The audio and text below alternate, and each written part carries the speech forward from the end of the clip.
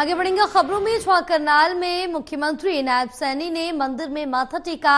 कछुआ रूट पर सूर्य मंदिर है, जहां पर सीएम ने पूजा अर्चना की। सीएम नायब सैनी ने कहा कि 10 की 10 लोकसभा सीट पर बीजेपी पार्टी जीतेगी। उन्होंने कहा कि वो और पूर्व मुख्यमंत्री मनोहर लाल 6 मई को नामांकन भरेंगे। उन्होंने कहा कि कांग्रेस के शासनकाल में भ्रष्टाचार हुआ, हुड्डा का जब राज था तब पर्ची खर्ची चलती थी, नौकरी सीएम के चक्कर लगाने से मिलती थी। उन्होंने कहा कि इंदिरा गांधी ने गरीबी हटाओ का नारा दिया था, लेकिन तब से लेकर अब तक इसी नाम पर वोट लेते आए हैं। उन्होंने कहा कि पीएम मोदी ने गरीबों के लिए काम किए। वो मंदिर के साथ स्थित कॉलोनियों के कुछ आर्थिक रूप से कमजोर लोगों के घर भी गए, वहां पर उनकी तबियत का हालचाल जाना और ये भी पता किया कि क्या उन्हें आयुष्मान योजना का लाभ मिल रहा है। उन्होंने अपने सामने खड़े उपचुनाव में कांग्रेस के उम्मीदवार त्रिलोचन सिंह के बारे में कहा कि वो पहले भी चुनाव लड़े थे, उन्हें जनता हराएगी। उन्होंने भूपेंद्र सिंह हुड्डा पर निशाना साधते हुए कहा कि पिछली बार भी वो 10 की 10 सीटें जीतने का दावा करते थे, जनता ने उन्हें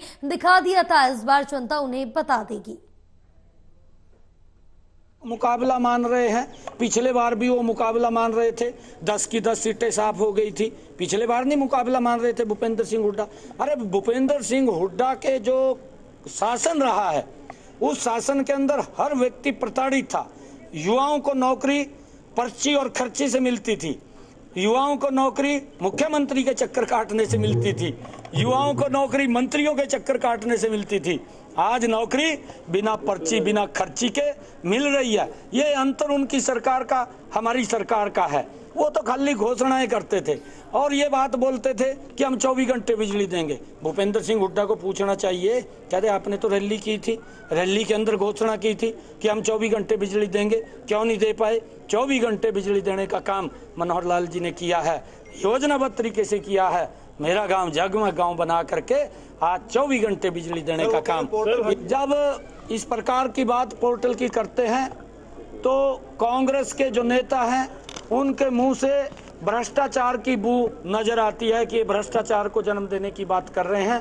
क्योंकि आज लोगों को चाहे आयुष्मान कार्ड है, चाहे बीपीएल कार्ड है, उसका घर बैठे ही बन रहा है। और ये सुविधा अगर किसी ने दी, ये हमारी सरकार ने दी है, उनको कहीं चक्कर काटने की जरूरत। ये भी हुड्डा साहब भी 4 जून के बाद गायब हो जाएंगे।